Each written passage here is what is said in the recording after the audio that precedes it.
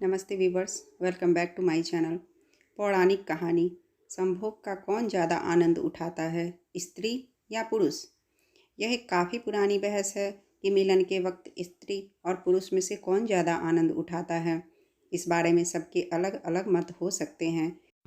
हिंदुओं के प्रसिद्ध धर्म ग्रंथ महाभारत और ग्रीक के धर्म ग्रंथ में इस प्रश्न का जवाब देती दो कथाएं हैं, और आश्चर्यजनक रूप से दोनों पौराणिक कथाओं में निष्कर्ष एक ही है। आज इस वीडियो में हम आपको वो दोनों कहानी बताएंगे। जब युधिष्ठिर ने पितामह भीष्म से किया यह प्रश्न, एक बार युधिष्ठिर अपने पितामह भीष्म के पास गए और बोले, हे तातश्री, क्या आप मेरी एक दुविधा सुलझाएंगे? क्या आप मुझे सच सच बताएंगे कि स्त्री या पुरुष दोनों में से वो कौन है जो संभोग के समय ज़्यादा आनंद को प्राप्त करता है?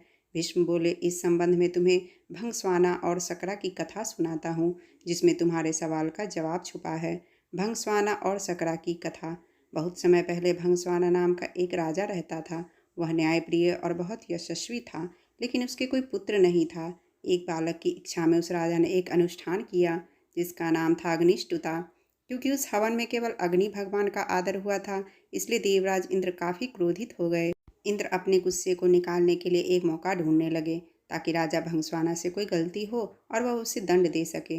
पर भंगस्वाना इतना अच्छा राजा था कि इंद्र को कोई मौका नहीं मिल रहा था, जिस कारण से इंद्र का गुस्सा और बढ़ता जा रहा था।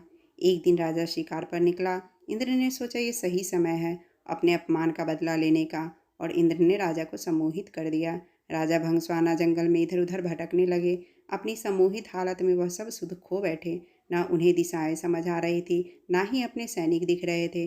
भूख प्यास ने उसे और व्याकुल कर दिया था। अचानक उसे एक छोटी सी नदी दिखाई दी जो किसी जादू सी सुंदर लग रही थी। राजा उस नदी की तरफ बढ़े और पहले उसने अपने घोड़े को पानी पिलाया, फिर खुद पिया। जैसे ही राजा ने नदी के अंदर प्रवेश किया, पानी पिया, उसने देखा कि वह बदल रहा है। धीरे धीरे वह एक स्त्री में बदल गया। शर्म से बोझल वह राजा जोर जोर से विलाप करने लगा। उसे समझ नहीं आ रहा था कि ऐसा उसके साथ क्यों हुआ। राजा भंगस्वाना सोचने लगे, हे प्रभु, इस अनर्थ के बाद मैं कैसे अपने राज्य वापस जाऊं? मेरे अग्निष्टुता अनुष्ठान से मेरे 100 पुत्र हुए हैं, उन्हें मैं अब कैसे मिलूंगा? क्या कहूँगा? मेरी रानी महारानी जो मेरी प्रतीक्षा कर रही हैं, उनसे कैसे मिलूंगा? मेरे पौरुष के साथ साथ मेरा राजपाट सब चला जाएगा। मेरी प्रजा का क्या होगा? इस तरह से विलाप करते राजा अपने राज्य वापस लौट गए। स्त्री के रूप में जब राजा वापस पहुंचा तो उसे देखकर सभी लोग अचंभित रह गए। राजा ने सभा बुलाई और अपनी रानियों, पुत्रों और मंत्रियों से कहा कि अब मैं राजपाट संभालने के लायक नहीं रहा हूँ। तुम सभी लोग सुख से यहाँ रहो और मैं जंगल में जाकर अपना बाकी का जीवन बिताऊंगा। ऐसा कहकर वह राजा जंगल की तरफ प्रस्थान कर गया।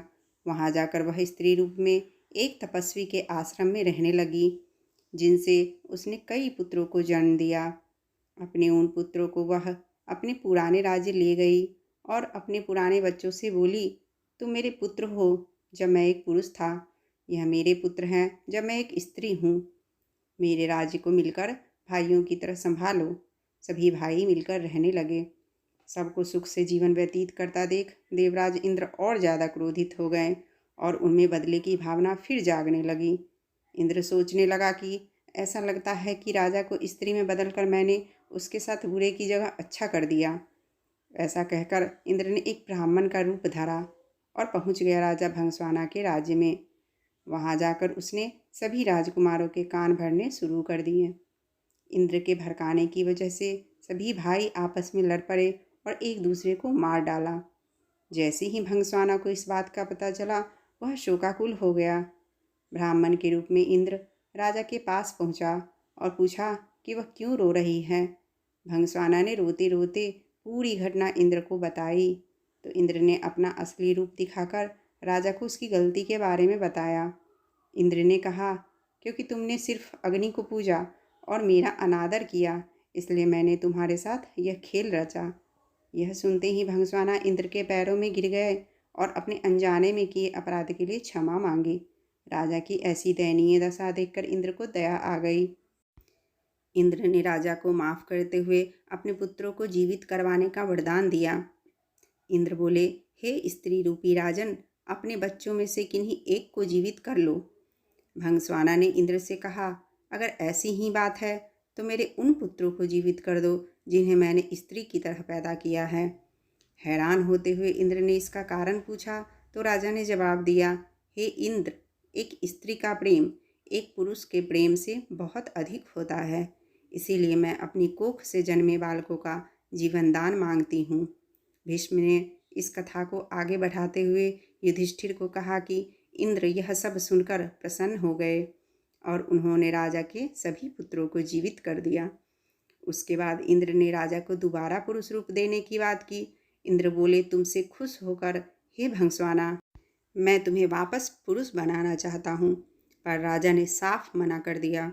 स्त्री रूपी भंगस्वाना बोला, हे देवराज इंद्र, मैं स्त्री रूप में ही खुश हूँ और स्त्री ही रहना चाहता हूँ। यह सुनकर इंद्र उत्सुक हो गए और पूछ बैठे कि ऐसा क्यों राजन, क्या तुम वापस पुरुष बनकर अपना राजपाट नहीं संभालना चाहते? भंगस्वाना बोला, क्योंकि संभोग के समय स्त्री को पुरुष से कई गुना ज़्यादा आनंद, तृप्ति और सुख मिलता है, इसलिए मैं स्त्री ही रहना चाहूँगा। इंद्र ने तथास्तु कहा और वहाँ से प्रस्थान किया। भीष्म बोले, हे युधिष्ठिर, यह बात स्पष्ट है कि स्त्री को संबंधों के समय पुरुष से ज़्यादा सुख मिलता है। ऐसी ही एक कहानी का वर्णन ग्रीक धर्म ग्रंथों में है। Greek mythology. तिरेसी आस की कहानी। तिरेसी आस नाम का एक राजा अपने युवा दिनों में एक बार जंगल में शिकार करने गया। वहाँ उसने 2 सांपों को संभोग करते समय लिपटे हुए देखा। तिरेसी आस को ना जाने क्या सूझा, उसने अपने सिपाहियों की मदद से उन विशाल सांपों को अलग करवा दिया। ऐसा करवाते ही उसे श्राप मिला कि उसका पौरुष चला जाएगा और वह एक महिला में तब्दील हो गया। उन सांपों का क्या हुआ, इस बारे में कुछ पता नहीं है। कई साल बाद तिरेसी आस अपने स्त्री रूप में दोबारा उसी जंगल से गुजरा। अपनी नफरत के चलते उसने अपने सिपाहियों की मदद से दोबारा एक सांप के जोड़े को अलग कर दिया, पर इस बार ऐसा करते ही वह पुरुष बन गया। अब वह अपनी तरह का एक ऐसा अकेला व्यक्ति था जिसने स्त्री और पुरुष दोनों का जीवन जिया था। उसी समय ग्रीक भगवान जीउस और उनकी पत्नी हीरा में विवाद चल रहा था कि संभोग का कौन ज़्यादा आनंद उठाता है, स्त्री या पुरुष। उन्होंने तिरेसी आस को बुलावा भेजा। तिरेसी आस ने जीउस और हीरा के सवाल का एकदम सीधा और सटीक जवाब दिया। महिलाएं पुरुषों से 9 गुना ज़्यादा संभोग का आनंद उठाती है। इस जवाब से हीरा बहुत नाराज़ हो गई और उन्होंने तिरेसी आस पर ऐसा वार किया कि वह अंधा हो गया। जीउस अपने आप को तिरेसी आस के अंधेपन के लिए जिम्मेदार मानने लगे और उन्होंने उसको भविष्य देखने का वरदान दिया।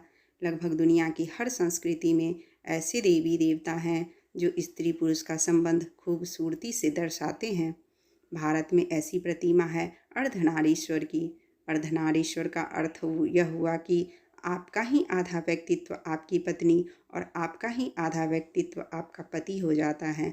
आपकी ही आधी ऊर्जा स्त्री और आधी पुरुष हो जाती है और तब इन दोनों के बीच जो रस और लीनता पैदा होती है, उस शक्ति का कहीं कोई अंत नहीं होता।